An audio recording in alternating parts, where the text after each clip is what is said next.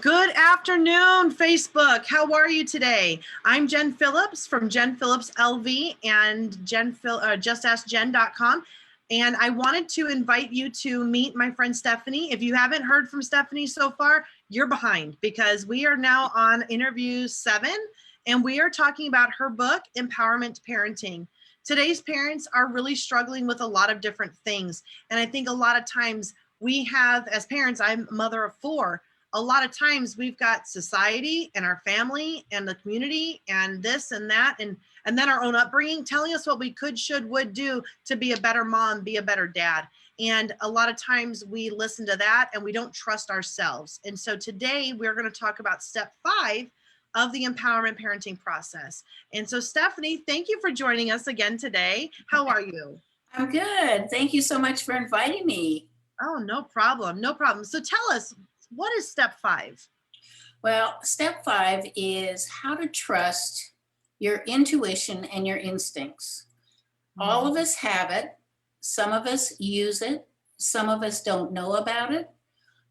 Some of us don't pay attention to it.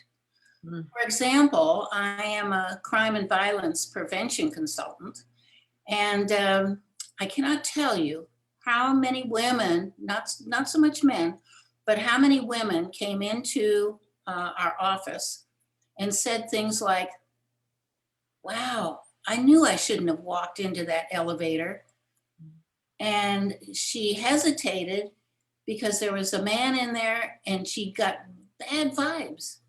It didn't feel right. And instead of turning and saying, oh, I forgot something, or I don't know, maybe I shouldn't have gone in there, she got in the elevator because she didn't want to embarrass the man or something.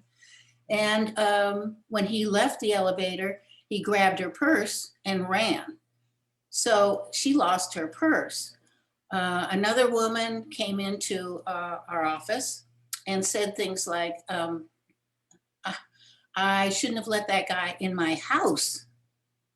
Please, ladies, if you get a bad vibe, of course, I don't just let men in my house unless I know who they are, or I'm expecting a repairman of some sort. So use your intuition about, does this feel right to me?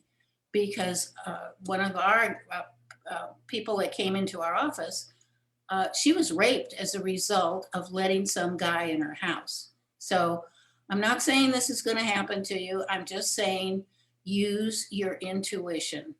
Your instincts are what, well, kind of the definition of your instincts has to do with when you feel something isn't right, when you feel or in danger or something like that.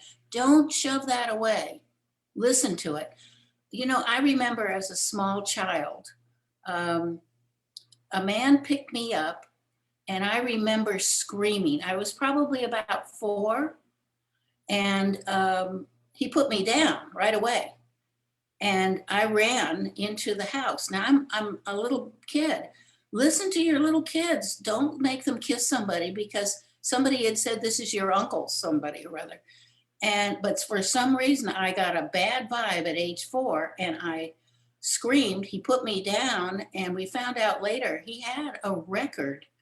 So kids have good intuition and that needs to be encouraged. Fair enough. I don't think when I was growing up, I have tremendous parents. They are wonderful, but I don't remember learning to trust that. And Yeah. since so I have a mentor that I have, and he's taught me that instincts are the animal brain. That's what helps keep us alive. And so like the hot stove or, stepping out into traffic and things like that.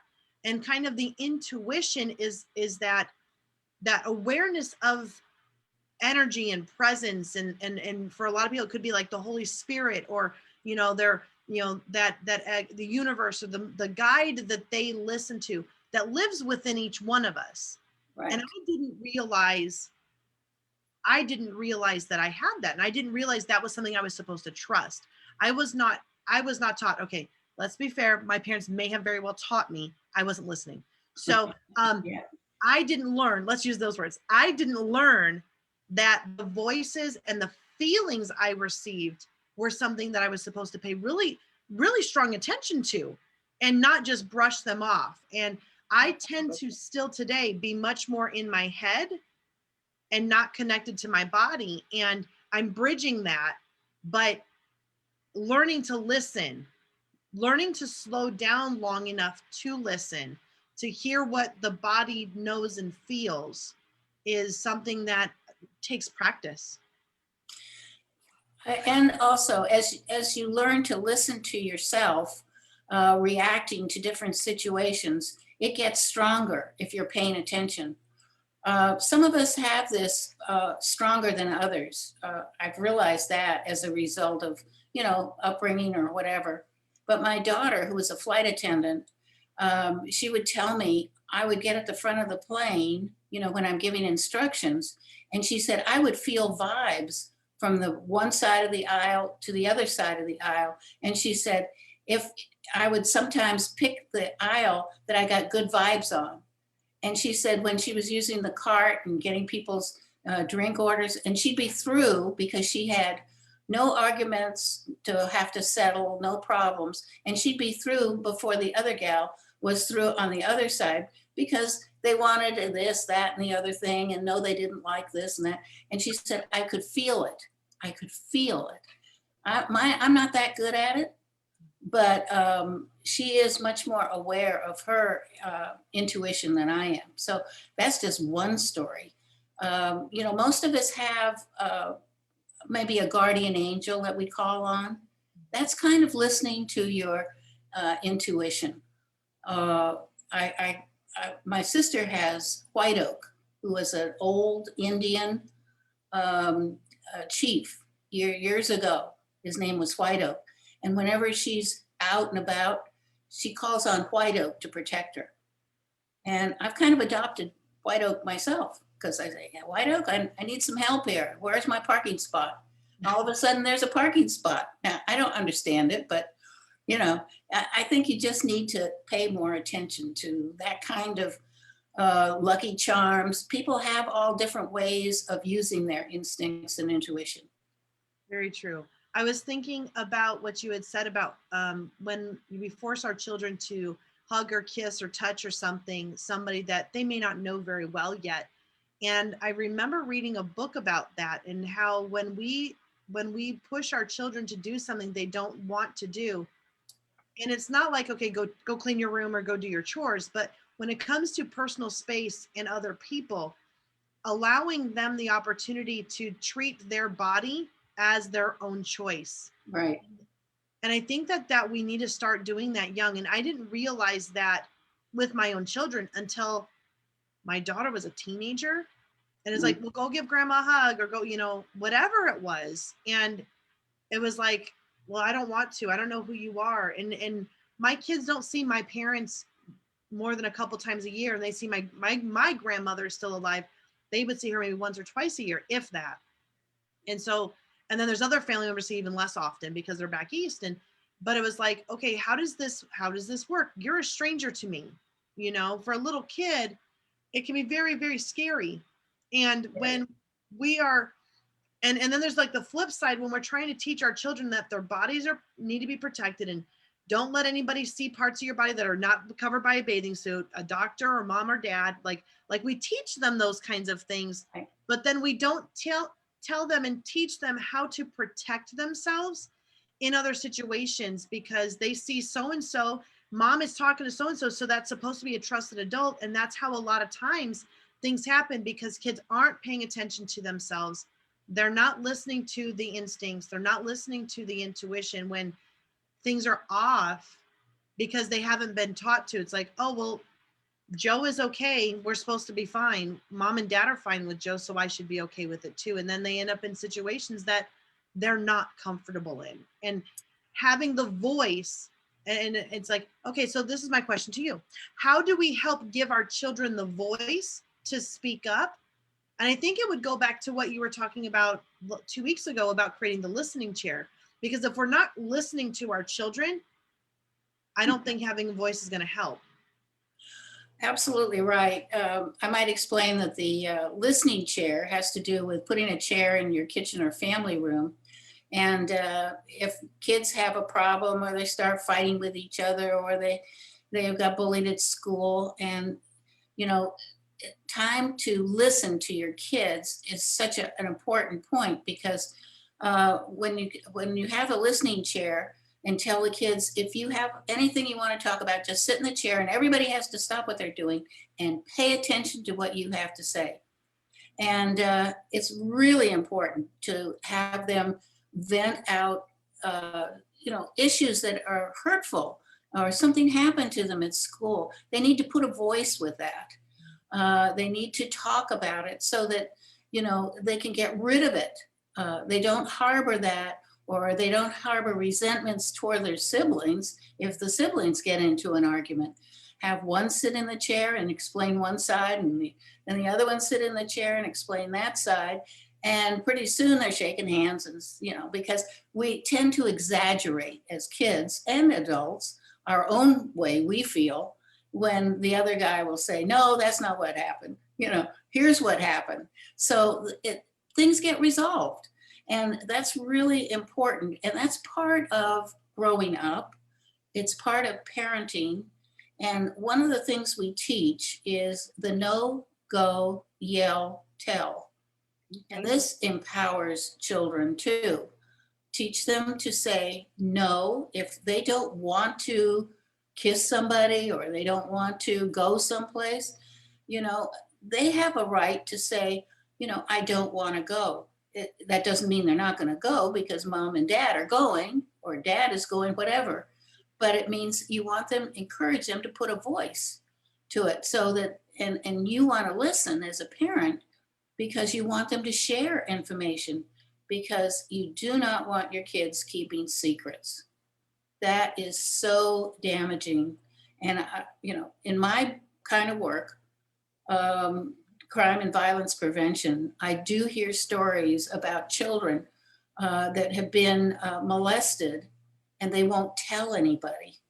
They won't tell their mother, because they're threatened. So you need to have this conversation with your kids. If something happens, you can tell me anything. And the listening chair is a prop to help you and help the children share. We need a lot more conversations about using your instincts, your intuition, how they can share information, why they shouldn't keep secrets. And that's a conversation that everybody should have, not all at the same time. Just slowly put it on them that, I'll be there for you no matter what you want to tell me. So I'm thinking, as we go and we're wrapping up, this is my idea, and you tell me if you think it's a good one. Okay. So I'm thinking, if I am a parent. So if I want to work on this week, I'm thinking, would it be a good idea for me to say, have a family meeting, or just even one-on-one with one of my kids at a time, and just kind of like talk about like how they feel about different things, and start seeing if they can, why did you make that decision? Did that make you feel something, or about real life things that they've had happen, not just hypothetical stuff. I mean, you can't with hypothetical, but something that actually happened, so they can feel. Even like the other night, my son is 12, and I left him to go out tap dancing with my girlfriend. And so this was last night. Okay. And the power was out in our home, and he has a cell phone, but I made sure that there was multiple ways for him to keep that sucker charged, because I didn't know when the power was going to come back on.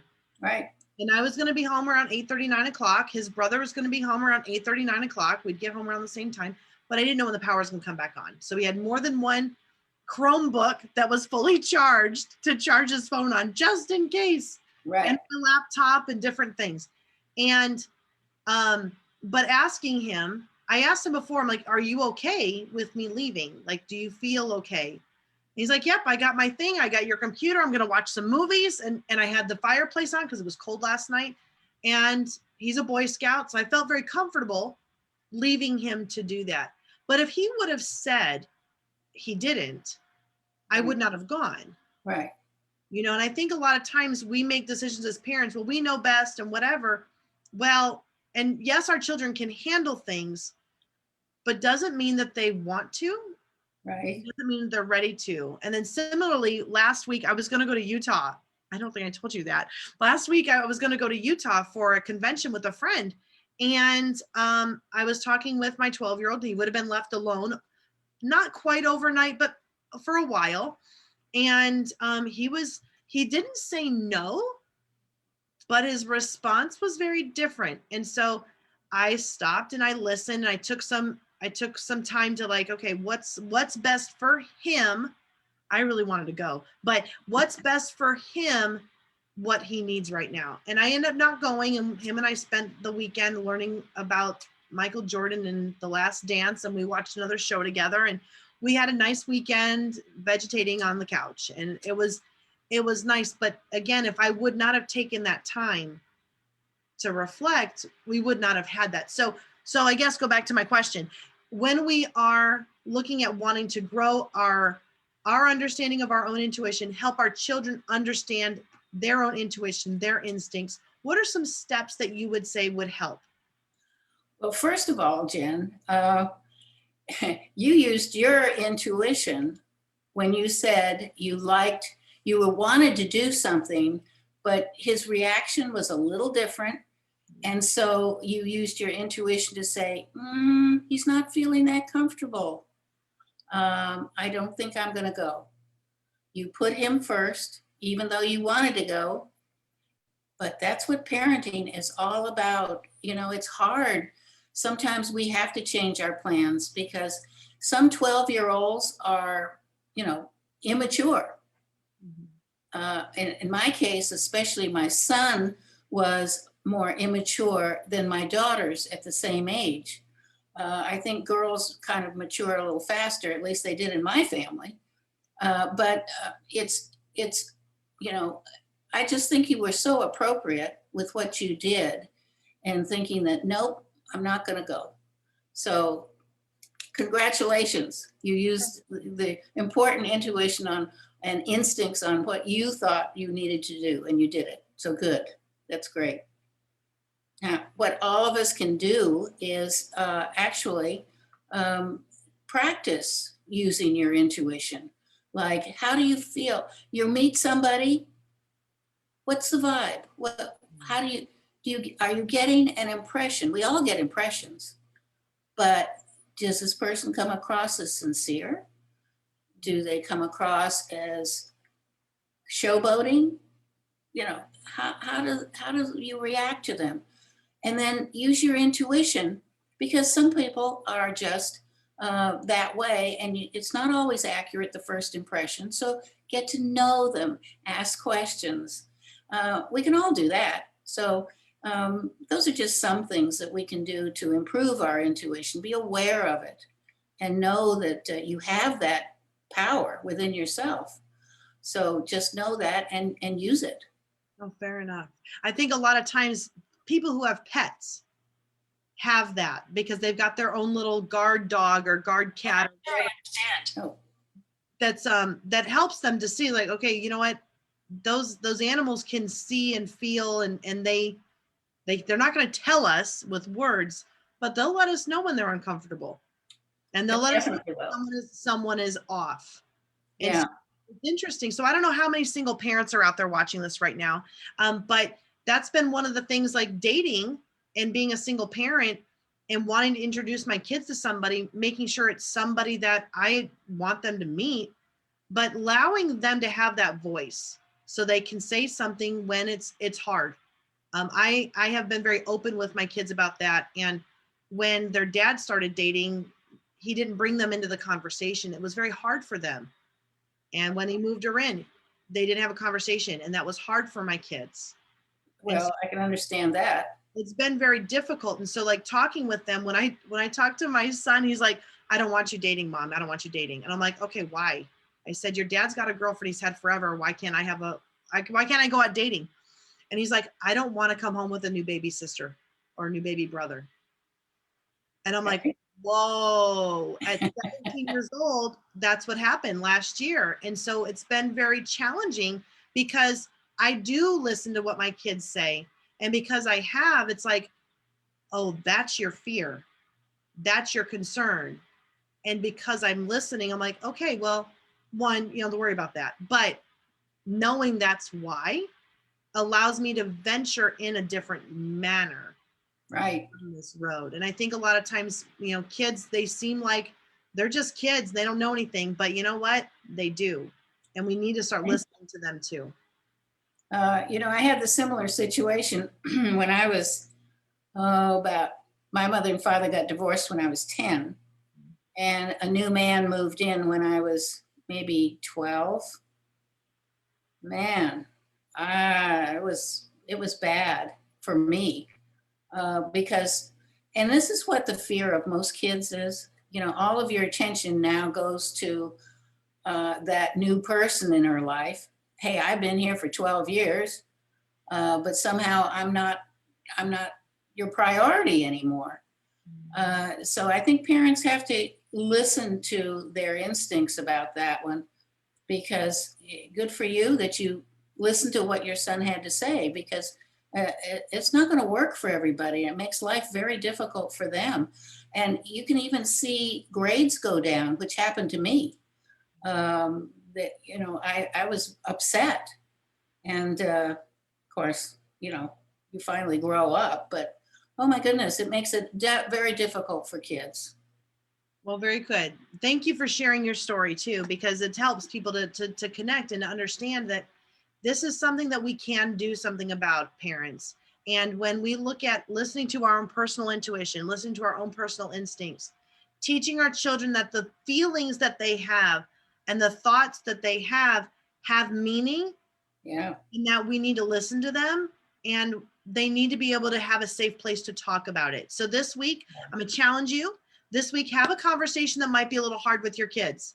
Have a conversation you maybe haven't had yet with your kids, and see what you can learn about where they are, where they want to go, and where they've been, because maybe they haven't felt that they've been safe enough to communicate with you in that manner, and maybe they have been. And so if you could, in the chat bar, in the comments, share with us some of your stories about your conversations with your kids, about how you've been able to show them how to grow with their intuition, listen to their instincts, and how they've been able to grow from that as well. Stephanie, do you have any last minute words for our friends here? Yes. I'm so encouraged by your taking on helping people to learn more about hopefully being a successful parent, because this is very important. We all want our kids to be successful.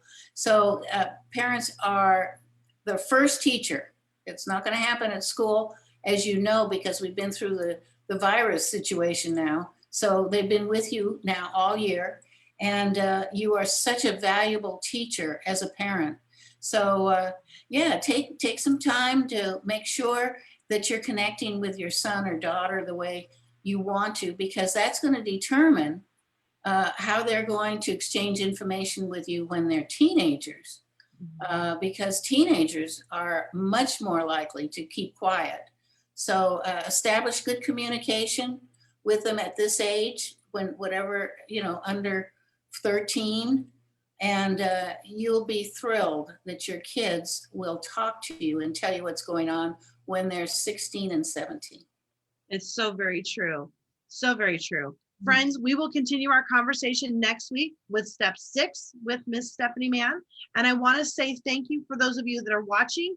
And you can always get more information at safekidsnow.org and .com. .com. Safekidsnow.com. Right. And check Miss Stephanie Mann out and see what she's been doing. She's exploding, guys.